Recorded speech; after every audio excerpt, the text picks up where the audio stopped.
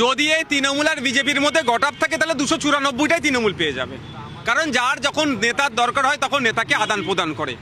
মুকুল রায় মহাশয় এখন কোন দলে আছে স্পিকারের রেকর্ড ছাড়া অন্য কেউ বলতে পারছে না ঠিক করে। মমতা ব্যানার্জি মহাশয়কে যদি আপনি কোশ্চেন করেন তখন উনি বলবেন, স্পিকারকে দেখিয়ে দেবেন। আর শুভেন্দুবাবুও আপনার মুকুল রায় কোথায় আছে সেই নিয়ে মামলা করছে, উনি এখন ঠিক ধরতে পারছে না মুকুল রায় কোন জায়গাতে আছে, তৃণমূল না বিজেপিতে। তাহলে এদের মধ্যে এই যোগসাযোগ থাকলে 294টাই তৃণমূল পেয়ে যাবে। দেখুন, এটাও হতে পারে ফিরহাদ হাকিম সাহেব, সিদ্দিকুল্লাহ চৌধুরী সাহেবের বয়স হচ্ছে, এবার নতুন করে তৈরি করছে, তার দলের একান্তই অভ্যন্তরীণ ব্যাপার, কাকে তিনি দায়িত্ব দেবেন। তবে একটা কথা আমরা ভুলে যাচ্ছি না, যে আরাবুল ইসলাম, যদিও তার সাথে রাজনীতির লড়াই ছিল আছে, দেখবে যিনি অধ্যাপিকাকে জগ ছুড়ে মেরেছেন, সাসপেন্ড করেছিল দীর্ঘদিনের, অল্প সময় আবার সাসপেন্সে তার তুলে নিয়েছিল, আবার সাসপেন্ড তাকে করে রেখেছে।